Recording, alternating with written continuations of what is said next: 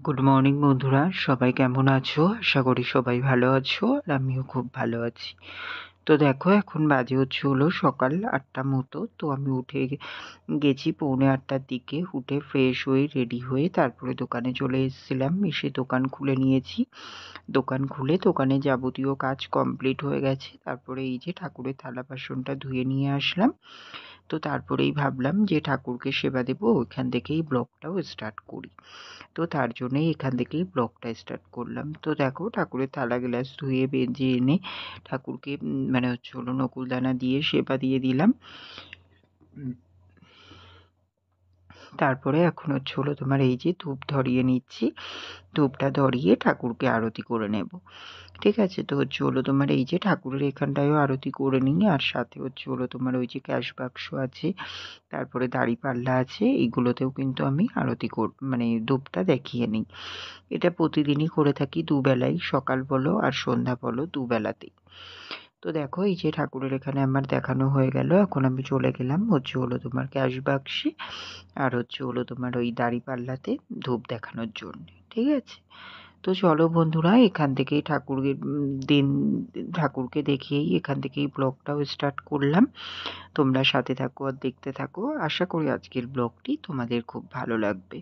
তো চলো, আমি আবার পরে আসছি। এখন তোমার এই যে ঠাকুরকে ধূপ দিয়ে নিলাম। এবার তোমার দোকানেও কাস্টমার অলরেডি চলে এসছে। তো কাস্টমারকেও এখন মাল দেবো, তো তার জন্যে দিয়ে তাহলে আমার একেবারে এই টানে টানে বউনিটাও হয়ে যাবে। আর অবশ্যই দোরে জলটাও দিয়ে নেব, দোরে এখনো জল দিইনি। এই যে ঠাকুরকে ধূপ দিয়ে নিলাম, এবার তোমার দোরে জল দিয়ে নেব, তাহলেই হয়ে যাবে। ঠিক আছে, তো চলো আবার পরে আসছি। তো দেখো, এখন তোমার বাজে 8:30 মতো। তো এই যে দিদি চা দিয়ে গেল। তো এখন তোমার এই যে চা বিস্কুট খেতে বসলাম।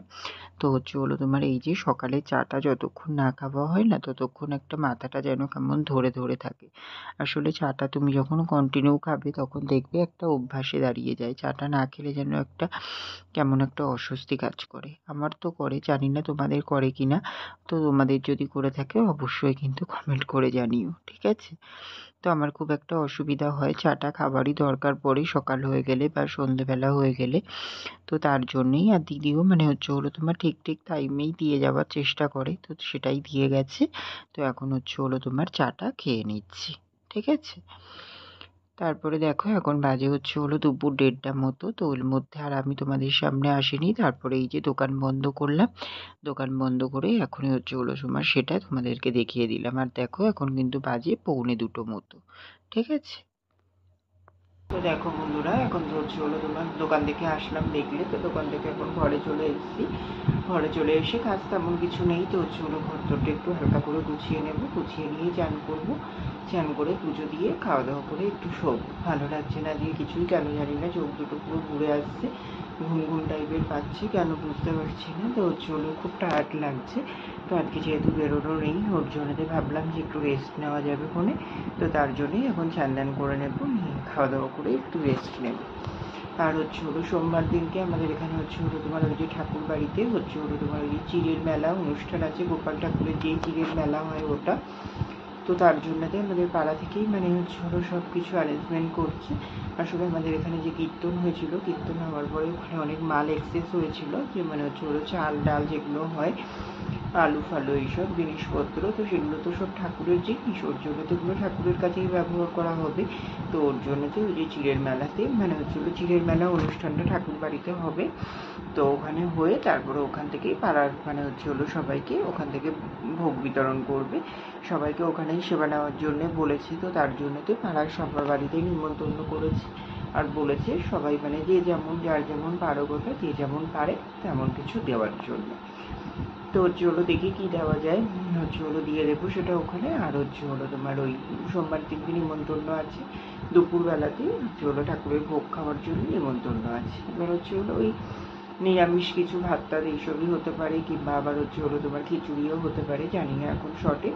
কালকে এসে বিকেলবেলা সব বাড়িতে নিমন্ত্রণ করে গেছে। তো আমাদেরও নিমন্ত্রণ আছে সোমবার দিনকে দুপুরবেলা। ঠিক আছে, তো তোমার ওটাই চিড়িয়ার মেলা। অন্যবার এখান থেকে গোপাল ঠাকুর নিয়ে ওই যে কোথায় একটা ঠাকুর পুকুর না কোথায় একটা মেলাটা হয়, তো সেখানে নিয়ে যায়। এবার তোমার এইবার যেহেতু এই অনুষ্ঠানটা প্রসাদ বিতরণের অনুষ্ঠানটা অ্যাড করেছি ওর জন্যতে। এবার আমাদের পাড়ার অনুষ্ঠানটা পাড়াতেই হবে, কারণ তোমার যেহেতু ওই প্রসাদ বিতরণের অনুষ্ঠান হবে, ওর জন্যতে আমাদের পাড়া থেকেই করছে এটা, ঠাকুরবাড়ি থেকেই, মানে ঠাকুরবাড়িতেই হবে এটা, বুঝলে তো।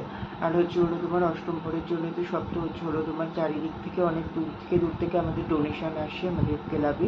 তারপরে চাঁদা তোলা হয়, তো তার জন্য তো সব ঠাকুরের উদ্দেশ্যেই সবাই সব কিছু দেয়। এবার সেগুলো তো আর পার্সোনালি কেউ ব্যবহার করতে পারে না, ওর জন্যতে এগুলো ঠাকুরের উদ্দেশ্য হিসাবেই কাজে ব্যবহার করা হবে। তো তার জন্যই ঠিক করেছি যে এই কাজটাতে মানে ব্যবহার করতে পারবে, আর গ্রামবাসী বৃন্দ সবাই খেতেও পারবে। তো সেই হিসাব করে এই ডিসিশনটা নিয়েছে পাড়ার সবাই, ঠিক আছে। তো চলো বন্ধুরা, এখন একটু ঘরদোরটা গুছিয়ে নিয়ে চান করতে যাবো, আবার পরে আসছি, ঠিক আছে। তো দেখো বন্ধুরা, এই যে ঘরদোরটা আমি গুছিয়ে নিয়েছি, দেখো এই যে বিছানার চাদরটা টান করে গুছিয়ে নিলাম, নিয়ে তারপরে কুশনগুলো দেখো বালিশের উপরেই রাখা আছে। ওগুলো এবার সুরে টুরে কি বলতো সরিয়ে রাখতে হয়, তো ওর জন্য এখন রেখে দিই। যখন কেউ আসবে টাসবে ঘরদোরটা একটু অন্যভাবে গুছাবো, তখন ওগুলো অন্যভাবে সাজাতে পারবো। তো তার জন্য এখন এমনিভাবেই রেখে দেওয়া হচ্ছে খাটের উপর। আর এই যে চাদরটা গুছিয়ে নিয়েছি, টান করে নিলাম সব দরজা জানলার পর্দাগুলো, এই জানলাটা বন্ধ করে দিলাম রোদের জন্যে, দিয়ে পর্দাটা টান করে দিলাম, ওই দিকের পর্দাগুলো দিয়ে এই যে সব কিছু গুছিয়ে নিয়েছি। দেখো এই যে ঠাকুরের এইখানটায় সব কিছু গুছিয়ে নিয়েছি, পুজো দেবো তার জন্য, ঠিক আছে। এখানে সব কিছু গোছানো হয়ে গেছে। আর এই দেখো এই যে আমি এখন যাবো চান করতে। আর এই যে দেখো এইখানটায় করে তোমার কতগুলো পার্সেলের পেটি জমেছিল, সেই পেটিগুলো সব নামালাম, নামিয়ে সব তোমার এই যে বাইরে এইখানটায় করে রেখে দিলাম।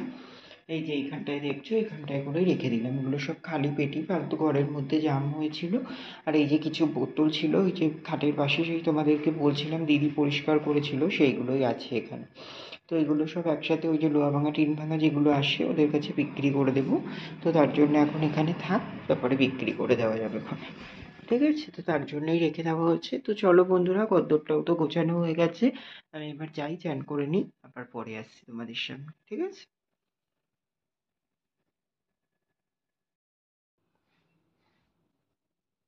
Ayani, ayani, ayani, stay. Tajaki parbo, tamo, stay. Ayani, ayani, ayani, stay. Tajaki parbo, tamo, stay. Ayani, ayani, ayani, stay. Tajaki parbo, tamo, stay.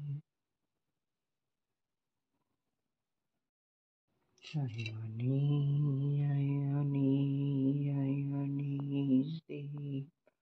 Tajaki parbo, tamo, deep. Ayani, ayani, ayani, deep. Tajaki parbo, tamo, deep. Ayani, ayani, ayani, deep.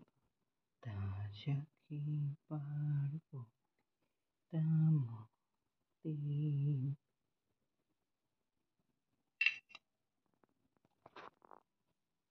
দেখো বন্ধুরা, তো চান করা হয়ে গেছে, দেখলে পুজো দিয়ে নিয়েছি, পুজো দিয়ে নিয়ে তারপরে এই যে চেঞ্জ করে নিলাম, চেঞ্জ করে নিয়ে তারপরে দেখো এই যে এখানটায় করে জামা প্যান্টগুলো সব মেলে দেওয়া হয়ে গেছে, ঠিক আছে। এখন তোমার ঠাকুরেরটা নামাবো, নামিয়ে খাওয়া দাওয়া করতে যাবো। এখন বাজে তোমার 2:19 মতো, ঠিক আছে। তো চলো বন্ধুরা, খাওয়া দাওয়া করে নিই, আবার পরে আসছি তাহলে তোমাদের সামনে, ঠিক আছে। তো দেখো বন্ধুরা, এখন বাজে 2:45 মতো। তো আমি খাওয়া দাওয়া করে আসলাম, তো খাওয়া দাওয়া করলাম তোমার ভাত, আর আলু কুমড়োর তরকারি, আর তোমার মাছের ঝোল। আজকেও পোনা মাছই এনেছিল বাবা, তো পোনা মাছ আলু দিয়ে ঝোল করেছিল। এই খাওয়া দাওয়া করে জাস্ট ওপরে আসলাম, এখন একটু রেস্ট নেবো।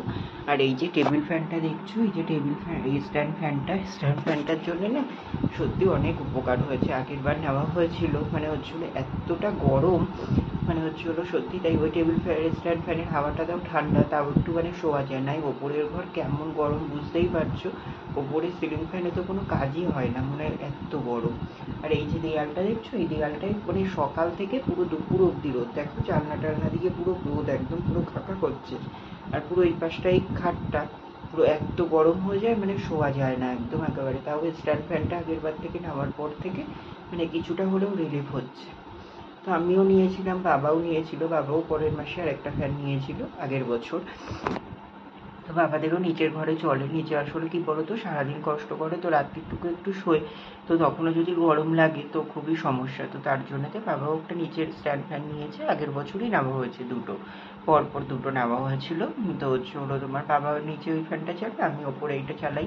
আর দিদির ঘরে দিদির সিলিং ফ্যান আছে, ওটাই চালায় ও। ওর যেহেতু আবার ওই দিকটা একটু ছাওয়া মতো আছে, গাছপালা আছে, জন্য একটু হলেও ঠান্ডা আছে ওই ঘরটা। আর এই ঘরটা ছোটো, তো তার মধ্যে আরও বেশি গরম ওর জন্য, বুঝলে তো। তার জন্যই নেওয়া হয়েছিল। ঠিক আছে, তো চলো বন্ধুরা, এখন একটু রেস্ট নিই, আবার দোকানে যাওয়া আছে বিকেলে, আবার পরে আসছি তোমাদের সামনে। ঠিক আছে। গুড ইভিনিং বন্ধুরা, এখন বাজে হচ্ছে হলো বিকেল 6টা মতো।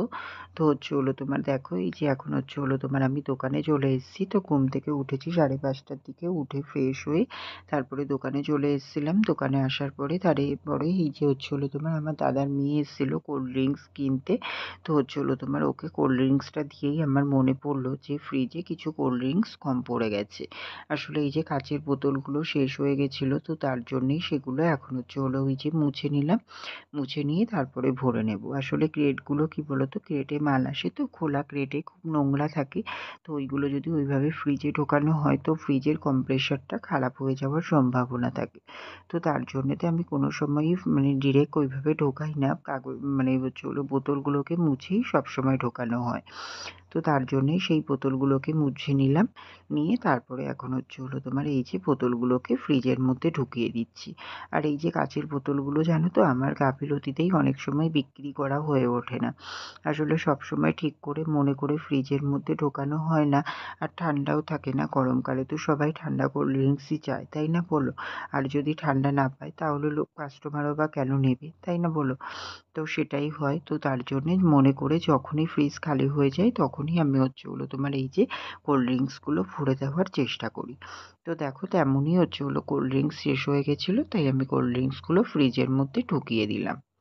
দেখো বন্ধুরা, এখন বাজে হচ্ছে হলো তোমার 10টা 20 মতো। তো হচ্ছে হলো এখন আমি দোকান থেকে আসলাম, দোকান বন্ধ করলাম। দোকান বন্ধ করে তারপরে এই জাস্ট ওপরে আসলাম। ওপরে এসে চেঞ্জ করে নিয়েছি। চেঞ্জ করে নিয়ে এই যে এই জামা প্যান্টটা পরে নিলাম, হাত মুখ ধুয়ে নিলাম।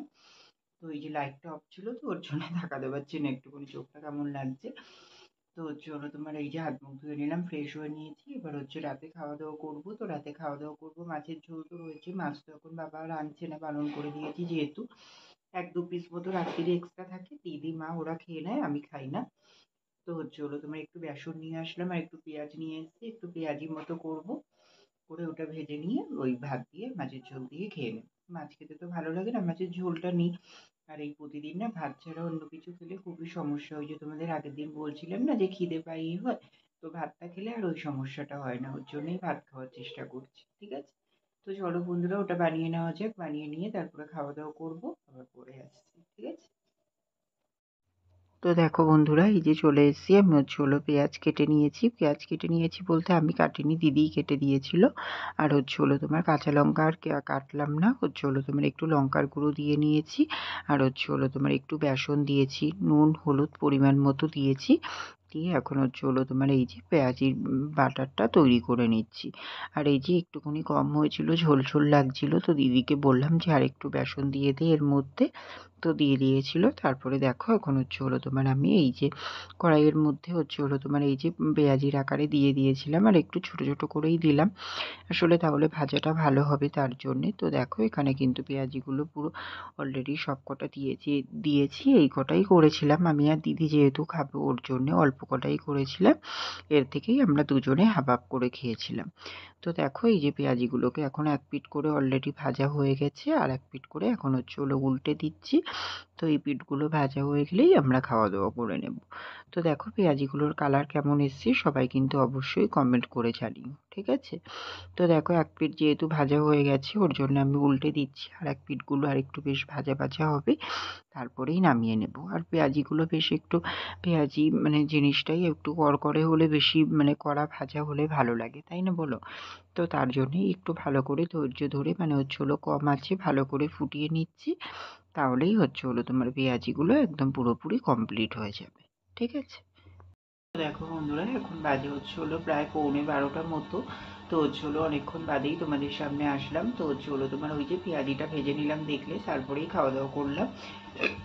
তো খাওয়া দাওয়া করে তারপরে হচ্ছে হলো গেছিলাম একটু বড়দাদের ঘরে। আসলে হচ্ছে হলো তোমার ওই যে বৌদি কিছু কেক তারপরে হচ্ছে হলো চিপস আনতে বলেছিল ওই বাচ্চাদের জন্যে। তো সেগুলো দোকান থেকে এনে বৌদিকে দিলাম। তো তার জন্য ওগুলো দিতে গেছিলাম, দিতে গিয়ে তারপরে একটু বসলাম, কথা বলতে বলতে না দেরি হয়ে যায়। তো তার জন্যই ওই যে ওখানে বসে এই যে আসলাম ঘরে, ঘরে এসে তারপরে হচ্ছে হলো তোমার বিছানা করলাম, গাছে জল দিলাম। তো সব কাজ কমপ্লিট হয়ে গেছে, এখন হচ্ছে হলো তোমার শুয়ে পড়বো, ঠিক আছে? তো চলো বন্ধুরা ব্লগটাও এখানেই শেষ করে দিচ্ছি। তোমরা সবাই খুব ভালো থেকো, সুস্থ থেকো, আর আমার ভিডিওটি যদি ভালো লেগে থাকে অবশ্যই লাইক কমেন্ট অ্যান্ড শেয়ার করে দিও, সাবস্ক্রাইব করতে ভুলো না কিন্তু। তো চলো বন্ধুরা, টাটা, গুড নাইট।